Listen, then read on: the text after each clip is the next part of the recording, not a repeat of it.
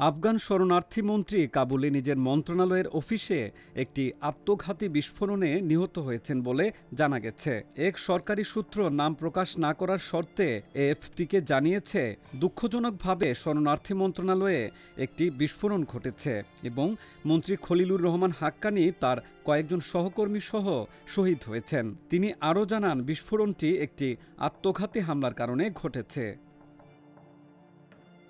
খলিলুর রহমান হাক্কানি মার্কিন নিষেধাজ্ঞার তালিকায় আছেন এবং সবসময় একটি স্বয়ংক্রিয় অস্ত্র বহন করেন। তিনি ছিলেন কুখ্যাত হাক্কানি নেটওয়ার্কের প্রতিষ্ঠাতা জালালউদ্দিন হাক্কানির ভাই। এই নেটওয়ার্ক তালেবানের 2 দশকের বিদ্রোহের সময় সবচেয়ে সহিংস হামলার জন্য দায়ী। এছাড়া তিনি ছিলেন বর্তমান স্বরাষ্ট্রমন্ত্রী সিরাজউদ্দিন হাক্কানির চাচা। ধারণা করা হয় হাক্কানিরা তালেবান কর্তৃপক্ষের ভেতরে প্রভাব বিস্তারের লড়াইয়ে জড়িত। সংবাদ প্রতিবেদন অনুযায়ী তারা তালেবানের শীর্ষ নেতা কান্দাহারে অবস্থানরত কঠোর ইসলামী আইন সমর্থকদের বিরুদ্ধে একটি সক্রিয় গোষ্ঠী হিসেবে সংগ্রাম করে আসছে।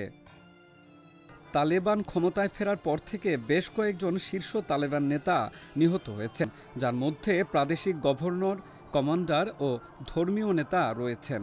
এসব হামলার বেশিরভাগই ইসলামিক স্টেট গোষ্ঠী দায় স্বীকার করেছে। তালেবান 2021 সালে আফগানিস্তানের নিয়ন্ত্রণ নেওয়ার পর সহিংসতার হার কমে গেছে এবং যুক্তরাষ্ট্র ও ন্যাটো নেতৃত্বাধীন বিদেশি বাহিনীর সঙ্গে তাদের যুদ্ধ শেষ হয়েছে।